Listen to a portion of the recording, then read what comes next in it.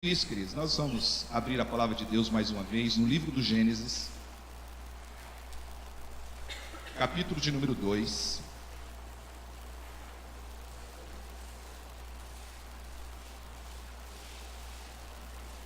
Um texto que é por demais conhecido e acredito que alguém que já foi em mais de um casamento onde a palavra de Deus é pregada, certamente se você já foi em mais de um, você já ouviu a pregação sobre esse texto em um deles. Mas como falar de família se não começarmos do princípio? E é isso que nós encontramos no relato bíblico no livro do Gênesis, capítulo 2, de 18 a 25.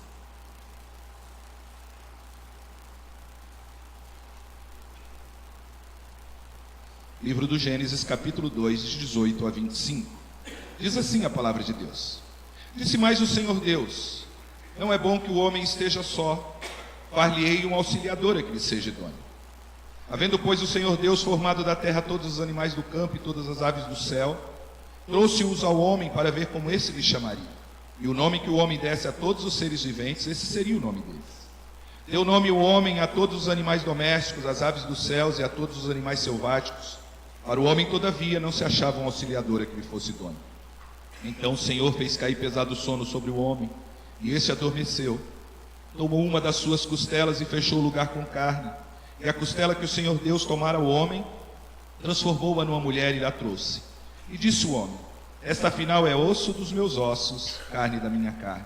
Chamar-se-á varoa, porquanto do varão foi tomada. Por isso deixa o homem pai e mãe e se une à sua mulher, tornando-se os dois uma só carne. Ora, um e outro, o homem e sua mulher, estavam nus e não se envergonhavam. Deus amado, Deus bendito, muito obrigado, Senhor, porque é desfrutando da liberdade que vem do Senhor que nós podemos nos reunir na Tua casa nesta manhã, podemos abrir a Tua palavra, podemos ler a Tua palavra, podemos refletir na Tua palavra. E posto, ó Deus, que é a Tua palavra que se encontra aberta diante dos nossos olhos, rogamos, ó Deus, misericórdia para com a vida do Teu servo na transmissão da Tua verdade, ó Deus, e esta mesma misericórdia encontre também todo o Teu povo aqui presente, para que cada um de nós saiamos da Tua presença nesta manhã, alimentados e transformados, ó Deus, pelo poder da Tua palavra. Oramos no nome de Jesus. Amém. Queridos, o que é família?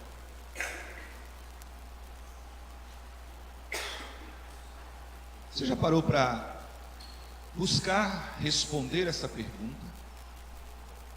O que é família?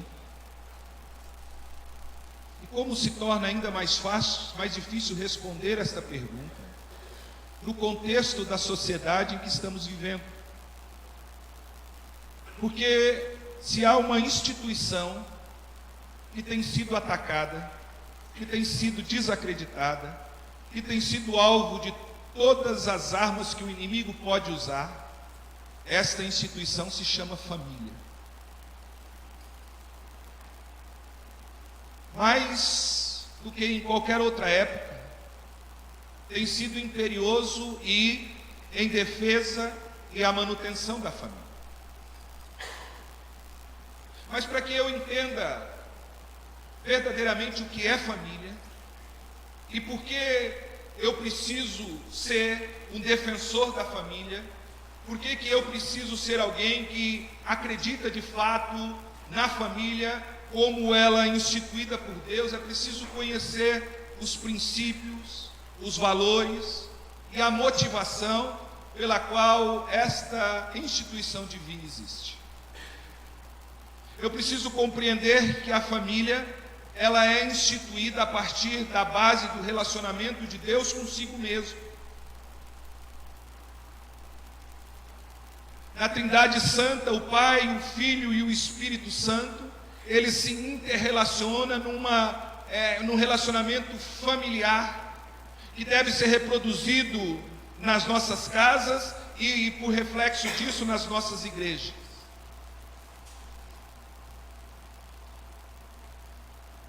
É dito, e alguns dizem, eu não concordo com isso, que as nossas casas devem ser um reflexo da igreja, e isso é totalmente contrário. A verdade é a nossa igreja que precisa ser um reflexo das nossas casas. Famílias saudáveis fazem parte de uma igreja saudável. Famílias unidas formam uma igreja unida. Famílias que buscam viver em santidade formam uma igreja que vive em santidade. Famílias que temem a Deus são parte integrante de uma igreja que teme ao Senhor. Família que adora ao Senhor nas seus lares fazem parte e formam uma família, uma igreja de adoradores. A igreja é o reflexo das famílias. E o grande propósito de Deus para a vida do homem está na família, e tudo decorre desta unidade celular básica. Mas o que é a família? O texto de Gênesis nos mostra algumas nuances desta resposta. Eu gostaria de caminhar por esse texto para que pudéssemos olhar com mais cuidado o que Deus nos ensina acerca da família nesse texto. E a primeira coisa que eu posso aprender com esse texto, no versículo 18, é que a família, ela é uma instituição planejada por Deus. A família não é obra do acaso. A família não é obra de um sentimento que nasceu no coração de um homem e de uma mulher. A família não surge alheio à vontade de Deus, mas a família, ela é criada pelo próprio Deus. E ela é criada a partir de uma percepção de Deus sobre a condição do homem. Deus acabara de criar o homem, e ele olha então para a criatura criada, ele olha para Adão, cheio do seu vigor, cheio de vida, e o que deveria alegrar o seu coração, o que deveria lhe dar prazer, o que deveria trazer alegria ao próprio Deus, não é este o sentimento, porque há uma espécie de um sentimento de Deus que, se pudéssemos colocar o sentimento, uma espécie de tristeza, de uma apreensão, ao ponto da palavra de Deus dizer que o Senhor falou: não é bom que o homem esteja só. A percepção divina com relação ao ser criado, aquele formado à imagem e semelhança de Deus, é que ele não deveria viver sozinho, porque isso não era bom, porque isso não lhe traria benefício, porque isso não contribuiria para a sua felicidade. Então, a família é uma instituição planejada por Deus a partir da percepção divina da condição do homem. O homem estava só e era preciso mudar esta realidade.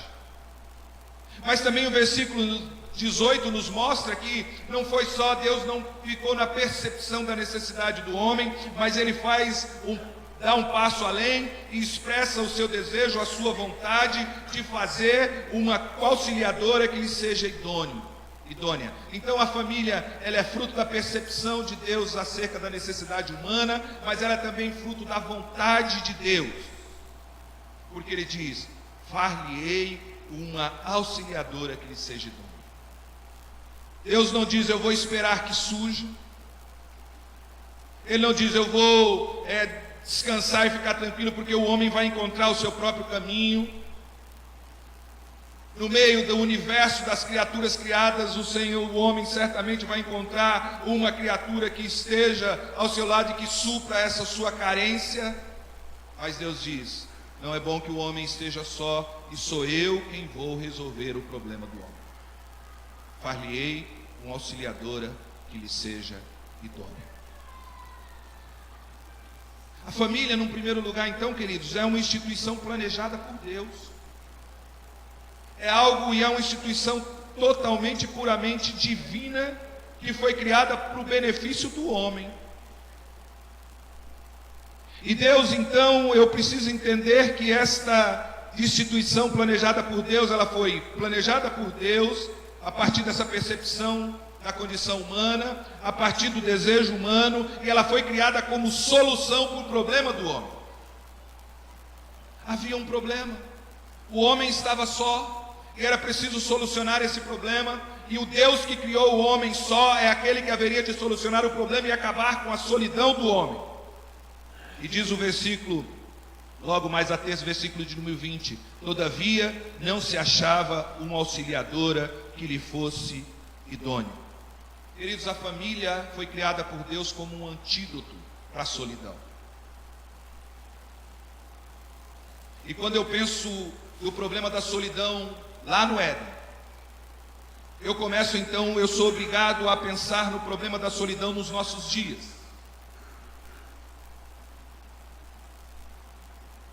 E há uma diferença entre as pessoas solitárias e pessoas que vivem na completa solidão. E muitas vezes, e na maioria das vezes, as pessoas que vivem na solidão, vivem porque estão totalmente alienadas desta célula máter que se chama família. Tomaram a decisão de tentar viver sozinho e o que encontraram é a perfeita e completa solidão.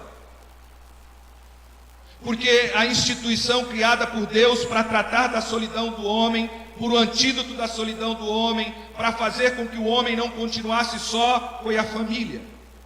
E é na família que nós encontramos os relacionamentos necessários para que estejamos todo o tempo bem acompanhados. Família foi o antídoto criado por Deus para o problema da solidão do homem. O que é então família? Família, segundo o relato bíblico, ela é primeiramente uma instituição planejada por Deus. Mas o texto continua, e no versículo 22 e 23 nós vamos encontrar a palavra de Deus nos ensinando que, além de ser uma instituição planejada por Deus, é também uma instituição estabelecida por Deus. Deus é que estabeleceu as bases de como deveria ser a família. E diz o versículo 22 e 23: E a costela que o Senhor Deus tomara ao homem, transformou-a numa mulher e lhe atou-se. E disse o homem: Esta afinal é osso dos meus ossos, carne da minha carne. Chamasse-a varoa, porquanto do varão foi tomada. A palavra de Deus é muito clara ao nos mostrar que a família, segundo os preceitos e os princípios divinos, é uma instituição criada por um homem e por uma mulher. E qualquer outro tipo de ajuntamento que difere disso não se enquadra no princípio bíblico chamado família. Ainda que a sociedade tente nos convencer de forma contrária, ainda que o mundo tente nos mostrar que qualquer união homoafetiva pode ser considerada família, isso não pode ser aceito à luz da palavra de Deus.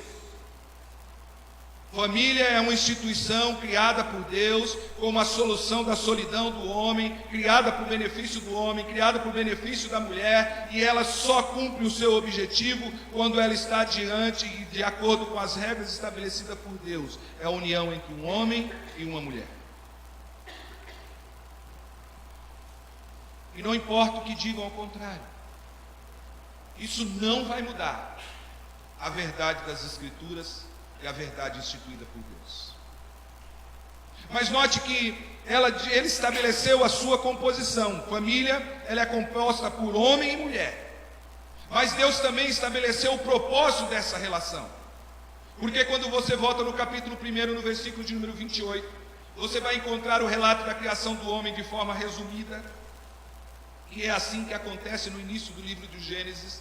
Você vai encontrar uma forma poética do autor de Moisés se expressar no livro de Gênesis. Então, quando você começa o início do livro de Gênesis, você vai começar lá em Gênesis 1, no princípio criou Deus os céus e a terra era sem forma e vazia, e o Espírito de Deus pairava por sobre as águas.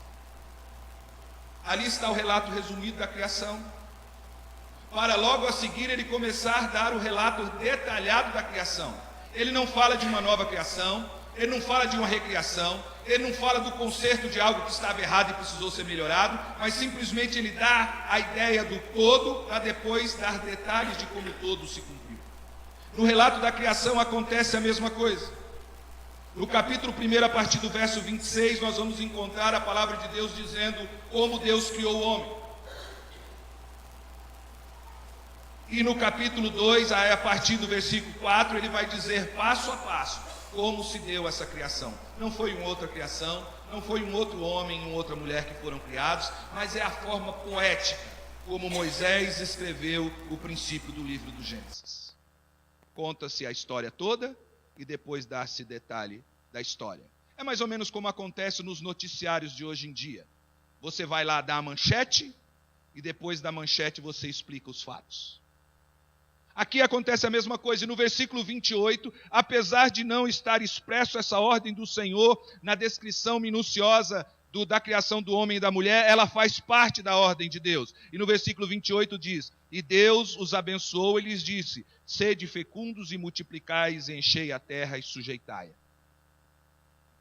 A instituição criada por Deus, formada por um homem e por uma mulher, tinha um propósito. E qual era o propósito? A manutenção da vida e a perpetuidade da vida do homem sobre a terra. E como é que isso seria possível? Através da geração de filhos. Crescei e multiplicai. E aí eu entendo que Deus fecha esse ciclo desta instituição chamada família. E uma família, segundo os princípios de Deus, é uma família, é um órgão, é uma instituição criada por um homem, por uma mulher e pelos filhos gerados por ele. Quer seja filhos gerados pela forma natural ou filhos afetivos por meio da adoção. Um homem, uma mulher e a geração desses. E é interessante, queridos, que isso não mudou. Porque eu e você fazemos parte de uma família até o dia que constituímos a nossa própria família. Até termos a nossa própria família, fazemos parte da família daqueles que nos geraram. Mas quando instituímos a nossa própria família, esses laços se rompem e nós agora fazemos parte de uma nova família, a nossa família. E é exatamente disso que Deus trata quando continua o relato bíblico e vai nos mostrar que essa instituição chamada família é uma instituição planejada por Deus, estabelecida por Deus, mas é uma instituição formada segundo as normas determinadas pelo próprio Deus. E o versículo 24 fala sobre isso. E um dos grandes problemas das famílias hoje em dia é a não observância da ordem estabelecida por Deus na instituição da família. E um dos grandes fatores geradores de tensão nas famílias é a não observância dessa regra de Deus. E Deus estabelece de maneira muito clara. E Ele vai nos colocar 4 diretrizes aqui essenciais para a instituição de uma família saudável e a manutenção de uma família saudável. E Ele diz, primeira determinação, primeira orientação de Deus: deixará o homem pai e mãe. Note que quando você toma a decisão de unir-se a uma mulher, você toma a decisão de romper os laços com a sua família para ter a sua própria família. Você deixa de fazer parte da família dos seus pais para agora fazer parte dessa família que é sua, uma nova família instituída por Deus dentro dos princípios de Deus. Dentro do princípio divino, quando eu olho os laços familiares, eles existem, mas a família, ela é formada por um pai, por uma mãe e pelos seus filhos. Netos não fazem parte dessa família. Avós não fazem parte dessas famílias. E nós precisamos entender isso. É por isso que Deus diz que deixará o homem pai e mãe. É por isso que Deus diz que para que a família seja saudável e tenha essa estrutura saudável, é preciso termos a observância da palavra de Deus, de entender que os laços precisam ser rompidos. Eu preciso agora deixar de viver segundo as regras da minha família e viver agora segundo as regras que esta nova família estabelece para a sua subsistência. E tanto uma como outra deve estar sujeito às regras de Deus. E quando eu não consigo romper esses laços, quando eu não consigo fazer essa separação, então as famílias correm riscos. E eu digo com certa constância que é triste a gente ver pais que não conseguem romper os seus laços com os filhos quando casam. Filhos que não têm condições de romper os seus laços com os pais quando constituem a sua família. É triste quando você lida com pais que você vai à casa dessas pessoas fazer-lhe visita e você observa que o quarto do filho, o quarto da filha está intacto do mesmo jeito que ela deixou no dia que ela saiu, que ele saiu para se casar. Como se vivendo na expectativa que um dia eles voltem. Mas quando Deus instituiu a família, Ele diz: deixará o homem pai e mãe. Deixará o homem pai e mãe. Não significa que não terá mais relacionamentos, não significa que não terá mais sujeição, que não é devido a esses a honra que Deus determina, mas significa uma coisa: é preciso agora viver nesta nova realidade chamada família, que é instituída por Deus por meio do casamento. A primeira regra, então, é que o homem deve deixará o homem pai e mãe. A segunda é que ele deixará o homem pai e mãe, mas não para viver desgarrado, para fazer o que bem entende, mas deixará o homem pai e mãe para se unir-se à sua mulher. É para se unir à sua mulher. É para viver unido com essa mulher. É para estar disposto a passar o que for preciso e manter-se unido com essa mulher. É para enfrentar todas as lutas e todas as agruras, sabendo é que com esta mulher e com este homem, que todas as dificuldades familiares deverão ser enfrentadas. É ter essa disposição de entender que já não é mais o colo do pai que vai te confortar, não é mais o ombro da mãe que vai te consolar, mas agora o teu consolo e o teu conforto está no colo da tua esposa, no ombro do teu esposo. Porque esta é a ordem de Deus: deixa o homem pai e mãe e une-se à sua mulher. E aí vem, em decorrência deste ato, uma terceira recomendação de Deus: e os dois devem tornar-se uma só carne. O que é tornar-se uma só carne? Tornar-se uma só carne, ele envolve um processo doloroso, porque é um processo em que você vai transformando a sua carne numa nova carne. Ou seja, transformando a sua vida, transformando os seus hábitos, transformando os seus pensamentos, transformando os seus desejos, transformando os seus anseios, transformando os seus sonhos em novos desejos, em novos anseios, em novos sonhos, em novos ideais de vida. Não há mais perspectiva para vivermos só, mas agora vivemos um do lado do outro. Esse processo, ele pode ser mais tranquilo se as fases anteriores forem respeitadas, ou pode ser extremamente dificultada se os passos anteriores a ele não forem dados.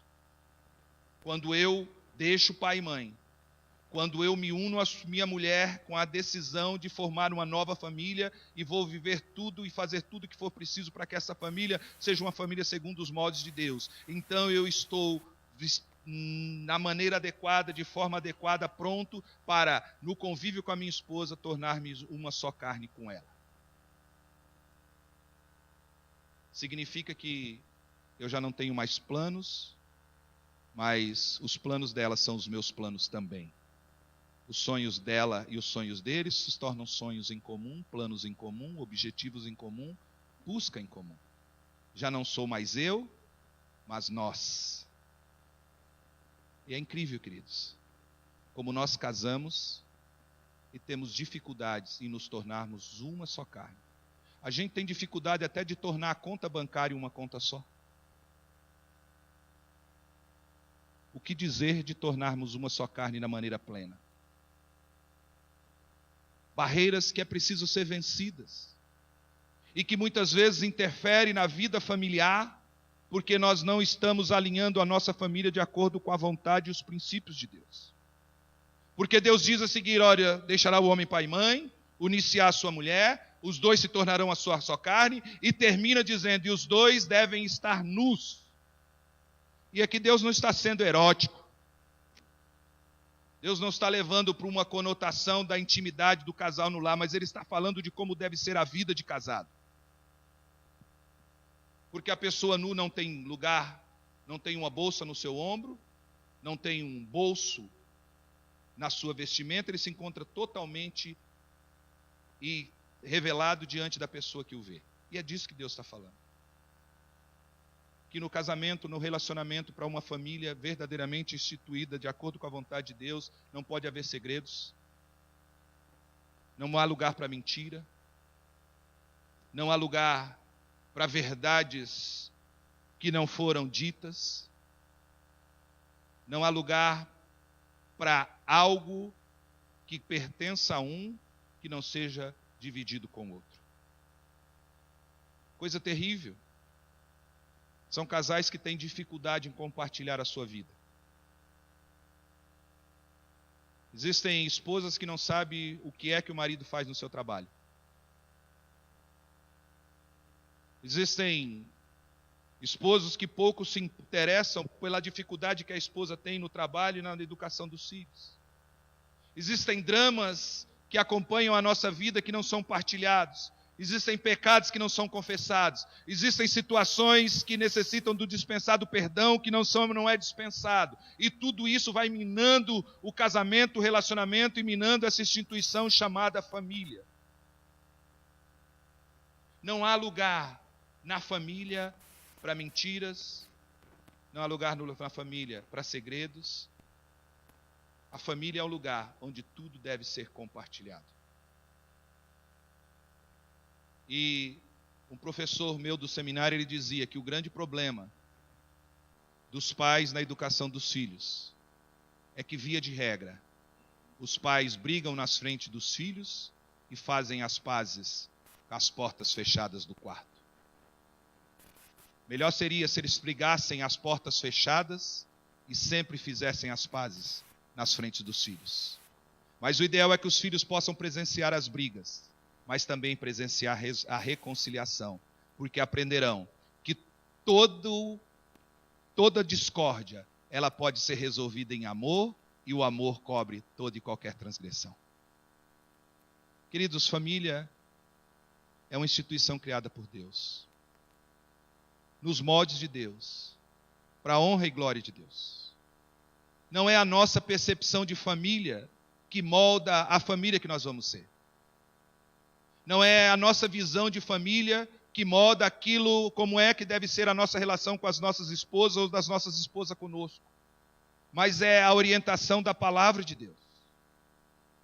Você precisa entender, e eu não posso me esquecer um só instante, que Deus colocou uma mulher na minha vida para que o problema da solidão seja resolvido.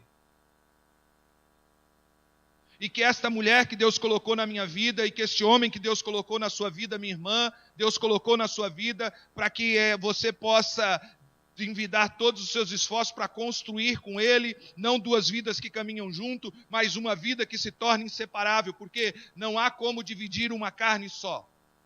E quando você se torna uma só carne, é impossível ser dividido. Quando o seu braço dói, você não arranca ele do braço, porque ele está doendo. Quando eu penso numa só carne, é exatamente assim. Quando o meu cônjuge me faz sofrer, eu não dispenso ele para acabar com o sofrimento, mas eu trato, eu tenho a paciência, eu tenho o cuidado, até que todo sofrimento vá e eu volte à alegria do relacionamento anterior. É isso. Família é bênção de Deus. Família é o bem maior que Deus colocou na sua e na minha vida. Eu e você precisamos lutar e defender as nossas famílias. Os nossos filhos precisam aprender pelo nosso exemplo que não há algo melhor para a nossa vida do que viver num ambiente familiar saudável. Eu preciso ensinar os meus filhos e as minhas filhas e prepará-las para o casamento, porque elas precisam casar, precisam instituir a sua família, porque esse é o projeto de Deus para a vida deles.